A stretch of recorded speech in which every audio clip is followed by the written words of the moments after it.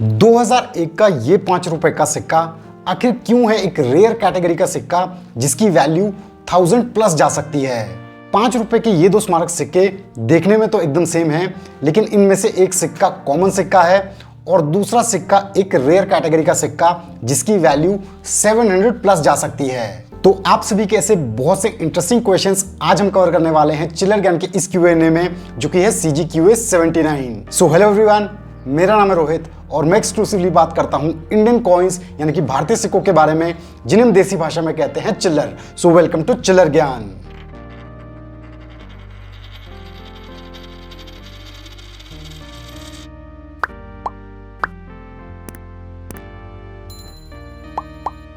Viewers, इस Q&A series में हम कवर कर रहे हैं CGQA 72 से पहले पूछे गए पेंडिंग क्वेश्चंस को, यानी कि आज के इस वीडियो के बाद पोस्टेड सभी क्वेश्चंस हम कवर करेंगे जून ऑनवर्ड्स। तो इससे पहले कि हम आप सभी के क्वेश्चंस पे जाएं, अगर आपने वीडियो को अभी तक लाइक और चैनल को सब्सक्राइब नहीं किया है तो फटाफट से कर दीजिए। तो बिना किसी देरी के डायरेक्टली स्टार्ट करते हैं आज का Q&A CGQA 79। तो आज का सबसे पहला क्वेश्चन पूछा है विकास भारद्वाज जी ने। इन्होंने अपने दो 5 रुपए के सिक्कों की इमेजेस हमारे साथ शेयर की हैं, जो कि 2001 के कैलकाटा मिंट के सिक्के हैं। ये बताते हैं कि इन दोनों ही सिक्कों में रीडेड एज है और इसमें से एक जो सिक्का है उसका वेट 9 ग्राम है और एक सिक्के का वेट 11 ग्राम। तो ये जानना चाहते हैं कि ऐसा कैसे। तो विकास जी, आपके इन 5 रुपए के सिक्कों का जवाब मैं 2 पॉइंट्स में देना चाहूंगा, जिसमें से दूसरा पॉइंट काफी ज्यादा इंपॉर्टेंट है, इसलिए आपको ध्यान से समझना होगा। सबसे पहला पॉइंट है सिक्कों में नजर आने वाली एज वेराइटी। 2001 के कैलकाटा मिंट के ये जो 5 रुपए के सिक्के हैं, इनमें कॉमनली हमें सिक्योरिटी एज देखने को मिलता है, लेकिन आपके इन दोनों सिक्कों में रीडेड एज वेराइटी है, जो कि थोड़ी सी कम देखने को मिलती है। दूसरा पॉइंट है वेट ऑफ द कॉइन। अब जैसा कि आप बता रहे हैं कि आपके इन दोनों सिक्कों में से एक सिक्का 11 ग्राम्स वेट का है, तो ये एक स्पेशल एरर कॉइन है। कॉपर निकल के इन 5 रुपए के सिक्कों का स्टैंडर्ड वेट जैसा कि 9 ग्राम होता है, तो आपके इस सिक्के में स्टैंडर्ड वेट से काफी ज्यादा वेरिएशन है, यानी कि आपका यह सिक्का अच्छा खासा ओवरवेट एरर कॉइन है। तो पॉइंट नोट करने वाला यहाँ पे ये है कि आपके इस सिक्के में स्केर्स रीडेड एज वैरायटी के साथ साथ ओवरवेट एरर भी है, जो कि एक यूनिक कॉम्बिनेशन है इन सिक्कों में, और ऐसा काफी कम देखने को मिलता है। तो मेरी नॉलेज के हिसाब से ये दोनों चीजें आपके इस 11 ग्राम के 5 रुपए के सिक्के को रेयर कैटेगरी का सिक्का बनाता है। वैल्यूएशन की अगर हम बात करें तो स्पेसिफिकली 11 ग्राम वाला आपका ये जो सिक्का है, इसका एरर कॉइन कलेक्टर्स में एस्टिमेटेड प्राइस 1000 प्लस होना चाहिए, और इसे मैं जरूर एक अच्छा कलेक्टेबल एरर कॉइन कहूंगा। तो आई होप विकास आपको क्लैरिटी मिल गई होगी। नेक्स्ट क्वेश्चन पूछा है नीलांबर बारिक जी ने। ये बताते हैं कि इन्होंने 1919 का बॉम्बे मिंट का 8 आनास कॉइन 3000 रुपीज में परचेज किया है। तो ये जानना चाहते हैं कि इनका सिक्का कोई फेक कॉइन है या फिर ओरिजिनल ही सिक्का है, और ये जानना चाहते हैं इस सिक्के की आज की डेट में क्या वैल्यू है अगर ये ओरिजिनल सिक्का है। तो नीलांबर, आपके 8 आनास कॉइन की इमेजेस देखने के बाद मैं आपको ये कंफर्म करना चाहूंगा कि 1919 का बॉम्बे मिंट का आपका ये जो 8 आनास कॉइन है, ये एक जेन्युइन कॉइन है। दूसरी बात, आपके सिक्के की कंडीशन भी अच्छी लग रही है, यानी कि ऑलमोस्ट एक्स्ट्रा फाइन कंडीशन। इस कंडीशन में ये सिक्का आज की डेट में लगभग 3500 रुपए कीमत रखता है। अब जैसा कि आप बता रहे हैं कि आपने ये सिक्का 3000 रुपए में परचेज किया है, तो यहाँ पे मैं आपसे जानना चाहूंगा कि ये सिक्का आपने कितने टाइम पहले परचेज किया था। अगर हाल ही में आपने ये सिक्का खरीदा है तो 3000 रुपए में इस कंडीशन में ये सिक्का लेना एक अच्छी डील है। नेक्स्ट क्वेश्चन पूछा है मोहू दास जी ने। इन्होंने अपने 1965 ऑपरेशंस के 5 रुपए के सिक्के की इमेजेस हमारे साथ शेयर की हैं।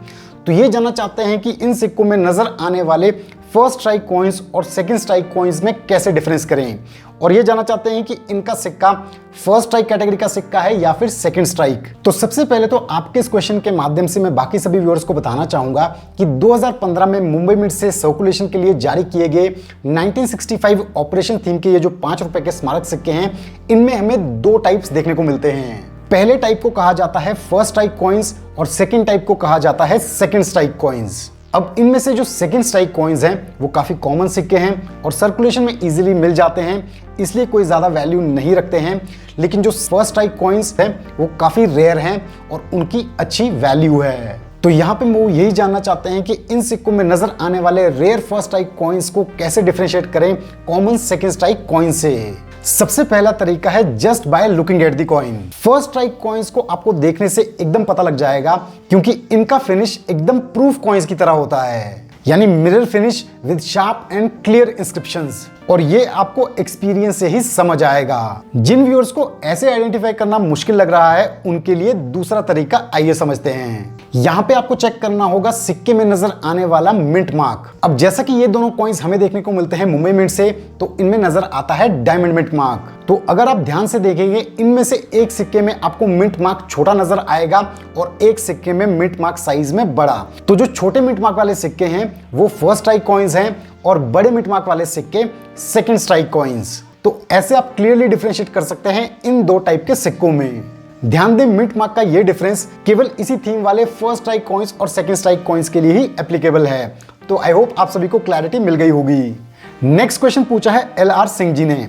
ये बताते हैं कि इन्होंने 2011 से 2015 के बीच जारी किए गए जो 1 रुपए के सिक्के हैं, उनका लगभग 200 से 300 सिक्कों का कलेक्शन किया है। तो ये जानना चाहते हैं कि इनमें से कौन से सिक्के कलेक्टेबल कॉइन्स हैं। तो LR सिंह जी, सबसे पहले तो यहाँ पे मैं आपको क्लियर करना चाहूंगा कि 2011 से 2015 के बीच अगर आपने 200 से 300 1 रुपए के सिक्के कलेक्ट किए हैं, तो उनका कलेक्शन करने का तभी फायदा है अगर उनका ग्रेड बहुत अच्छा है, यानी कि उनका ग्रेड ऑलमोस्ट UNC या फिर UNC ग्रेड है। अगर ऐसा है तो 2011 से 2014 के बीच जारी किए गए जो सभी मिंट के 1 रुपए के सिक्के हैं वो UNC ग्रेड में अच्छे कलेक्टेबल कॉइन्स हैं, इन्हें आप रख सकते हैं। लेकिन अगर यही सिक्के काफी लो कंडीशन में हैं तो इन्हें मैं इतना कलेक्टेबल नहीं कहूंगा। नेक्स्ट क्वेश्चन पूछा है प्रबीर ने।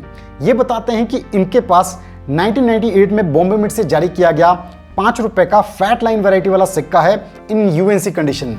तो ये जानना चाहते हैं इसकी क्या वैल्यू है आज की डेट में। तो प्रबीर के इस क्वेश्चन के माध्यम से सबसे पहले मैं ब्रीफ में बताना चाहूंगा कि 1998 में बॉम्बे मिंट से जारी किए गए जो 5 रुपए के सिक्के हैं, इनमें हमें 2 लाइन वैरायटीज देखने को मिलती है। सबसे पहली है थिन लाइन वैरायटी, जिस वैरायटी के सिक्के कॉमन सिक्के होते हैं, और दूसरी है फैट लाइन वैरायटी, जिस वैरायटी के सिक्के थोड़े स्केयर सिक्के होते हैं। और यहाँ पे प्रबीर इसी वैरायटी के सिक्कों की बात कर रहे हैं। तो प्रबीर, यहाँ पे आपने क्वेश्चन तो पूछ लिया है, लेकिन आपने अपने सिक्के की इमेजेस हमारे साथ शेयर नहीं की है। लेकिन जेन्युइनली अगर आपका फैट लाइन वैरायटी वाला ये सिक्का UNC ग्रेड का सिक्का है, तो डेफिनेटली इस ग्रेड में इस सिक्के का आज की डेट में एस्टिमेटेड प्राइस 500 प्लस होना चाहिए। नेक्स्ट क्वेश्चन पूछा है सुहेब ने। ये बताते हैं कि इनके पास इंटरनेशनल यूथ ईयर थीम के 2 सिक्के हैं, जिसमें से एक बॉम्बे मिंट का है और दूसरा कोलकाता मिंट का। और ये बताते हैं कि इनके एक फ्रेंड के पास हैदराबाद मिंट का भी सिक्का है जिसे ये परचेज करना चाहते हैं। तो ये जानना चाहते हैं कि इस सिक्के को ये कितने में खरीदें। ये यूज्ड कंडीशन का सिक्का है। जैसा कि मेजॉरिटी व्यूअर्स जानते होंगे कि 1985 का हैदराबाद मिंट का इंटरनेशनल यूथ ईयर थीम का ये जो 1 रुपए का सिक्का है, ये वन ऑफ द रेयरेस्ट और costliest 1 rupee commemorative coin of Republic India है। और यहाँ पे शोएब इसी सिक्के को लेने की बात कर रहे हैं उनके दोस्त से। तो शोएब, यहाँ पे आपने क्वेश्चन तो पूछ लिया, लेकिन आपने हैदराबाद मिंट के इस सिक्के की इमेजेस हमारे साथ शेयर नहीं की हैं जो आपके दोस्त के पास है। तो अगर आप इस सिक्के के clear images with mint mark details हमारे साथ शेयर करते तो हमें भी ये रेयर सिक्का देखने को मिलता और आपके जवाब देने में आसानी होती, और आपको ये भी बता पाते कि वो सिक्का जेन्युइन सिक्का है भी या फिर नहीं, क्योंकि हैदराबाद मिंट के ये सिक्के इतने आसानी से नहीं मिलते हैं। तो मैं चाहूंगा कि अगर आपको इस सिक्के की इमेजेस मिलती हैं तो जरूर हमारे साथ शेयर करें indiancoins@chillaergyan.com पे। लेकिन फिर भी मैं आपकी इंफॉर्मेशन के लिए बता दूं कि अगर आपको ये सिक्का वेरी फाइन कंडीशन में भी मिलता है तो इसका आज की डेट में एस्टिमेटेड प्राइस 15 से 20 हजार रुपए के करीब है। इस वैल्यूएशन में आप जरूर इस सिक्के को अपनी कलेक्शन के लिए परचेज कर सकते हैं। और हाँ, UNC ग्रेड में तो ये सिक्का 50,000 प्लस जा सकता है। नेक्स्ट क्वेश्चन आया है इंडिया कॉइन नाम के एक प्रोफाइल से। ये जानना चाहते हैं कि 1862 से 1901 के बीच जारी किए गए जो विक्टोरिया एम्प्रेस के 1 क्वार्टर आना कॉइन्स हैं, उनमें से सबसे ज्यादा रेयर सिक्का कौन सा है, उसके बारे में जानकारी दें। तो यहाँ पे मैं आपको बताना चाहूंगा कि विक्टोरिया एम्प्रेस के जो 1 क्वार्टर आना कॉइन्स हैं, उनमें से सबसे ज्यादा रेयर जो क्वार्टर आना का सिक्का है वो है 1898 में कैलकाटा मिंट से जारी किया गया ये 1 क्वार्टर आना कॉइन। ये सिक्का हमें देखने को मिलता है कॉपर मेटल कंपोजिशन में। ये सिक्का आज की डेट में वेरी रेयर कैटेगरी में आता है। फाइन कंडीशन में इसकी वैल्यू 1000 से 1500 रुपए के बीच है। वेरी फाइन से एक्स्ट्रा फाइन कंडीशन में ये सिक्का 3000 से 6000 रुपए तक जा सकता है, जबकि UNC ग्रेड में ये सिक्का 20,000 प्लस जा सकता है। नेक्स्ट क्वेश्चन पूछा है हकीम शेख जी ने। ये बताते हैं कि इनके पास golden jubilee of Supreme Court of India के 2 कमेमोरेटिव कॉइन्स हैं और साथ में ये यूएनसी सेट भी लिख रहे हैं। तो ये जानना चाहते हैं कि इनकी मार्केट वैल्यू क्या है। तो हकीम जी, यहाँ पे मुझे आपका क्वेश्चन क्लियर नहीं हुआ है। क्या आपके पास सुप्रीम कोर्ट ऑफ इंडिया का यूएनसी सेट है या फिर आपके पास ऐसे 2 रुपए के 2 स्मारक सिक्के हैं इन यूएनसी कंडीशन? अगर आप यूएनसी सेट की बात कर रहे हैं तो उनमें नजर आते हैं हमें 2 सिक्के, एक 50 रुपीज डिनोमिनेशन में और एक 2 रुपीज डिनोमिनेशन में। ये यूएनसी सेट आज की डेट में रेयर कैटेगरी में आता है और इसका एस्टिमेटेड प्राइस 12,000 से 15,000 रुपए के करीब है। लेकिन अगर आप 2 रुपए के सर्कुलेशन स्ट्राइक कॉइन्स की बात कर रहे हैं इन यूएनसी ग्रेड तो उनका एस्टिमेटेड प्राइस लगभग 50 रुपए के करीब है। नेक्स्ट क्वेश्चन पूछा है मनीष कुमार जी ने। ये बताते हैं कि हाल ही में इनके पास 2019 का फ्लावर डिजाइन वाला 5 रुपए का डेफिनेटिव कॉइन आया है और ये बताते हैं कि इनके नॉलेज के हिसाब से 2019 में नए डिजाइन वाले 5 रुपए के सिक्के देखने को मिलते हैं। तो ये जानना चाहते हैं कि इस सिक्के की क्या वैल्यू है आज की डेट में, जो कि ओल्ड डिजाइन वाला सिक्का है। तो मनीष, यहाँ पे मैं आपको बताना चाहूंगा कि ईयर 2019 एक ट्रांजिशन ईयर है ओल्ड डिजाइन वाले इन सिक्कों से नए डिजाइन वाले इन सिक्कों पे, और इसी वजह से 2019 में हमें ओल्ड डिजाइन यानी कि फ्लावर डिजाइन वाले ये 5 रुपए के सिक्के भी देखने को मिलते हैं और नए डिजाइन वाले ये 5 रुपए के सिक्के भी। और 2019 के दोनों ही टाइप के 5 रुपए के सिक्के कॉमन कैटेगरी के ही सिक्के हैं। नेक्स्ट क्वेश्चन पूछा है रिंकू भुल्लर जी ने।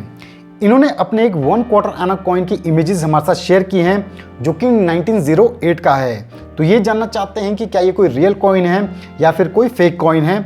अगर रियल है तो इसकी क्या वैल्यू है आज की डेट में। तो रिंकू भुल्लर जी, यहाँ पे मैं आपको क्लियर करना चाहूंगा कि 1908 का आपका ये जो 1 क्वार्टर आना कॉइन है ये कंप्लीटली फेक कॉइन है, जिसे पहचानना एकदम सिंपल है। 1908 के सिक्के में जॉर्ज 5 देखने को नहीं मिलते हैं, इनमें नजर आते हैं एडवर्ड 7। जॉर्ज 5 का कार्यकाल तो 1911 के बाद शुरू हुआ था, तो इसलिए मैं आपको रिकमेंड करूंगा कि ऐसे सिक्कों को परचेज ना करें। तो रिंकू भुल्लर के इस क्वेश्चन के साथ हमने कंप्लीट किए आप सभी के कुछ और पेंडिंग क्वेश्चंस आज के इस Q&A में, जो कि था CGQA 79। तो आई होप आप सभी को अपने क्वेश्चंस के सेटिस्फैक्टरी जवाब मिल गए होंगे और बाकी सभी व्यूअर्स को भी इन क्वेश्चंस के जवाब से कुछ ना कुछ सीखने को जरूर मिला होगा। तो मैं चाहता हूं कि आप सभी इस वीडियो को ज्यादा से ज्यादा शेयर करें ताकि ये इन्फॉर्मेशन बाकी कॉइन कलेक्टर्स तक भी पहुंच पाए। और हाँ, वीडियो को लाइक और चैनल को सब्सक्राइब करना बिल्कुल ना भूलें।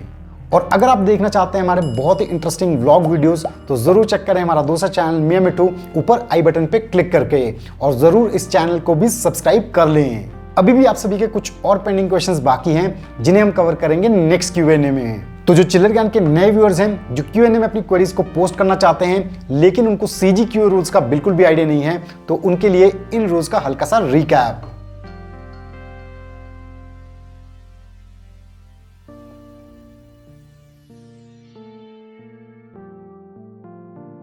आप सभी को इन रूल्स को अच्छे से फॉलो करना है क्योंकि तभी आपके क्वेश्चंस Q&A वीडियोस में लिए जाएंगे। So thanks for watching our video. मैं जल्दी अपलोड करूंगा अपना नेक्स्ट Q&A वीडियो। So stay tuned to Chillar Gyan. Till then, जय हिंद।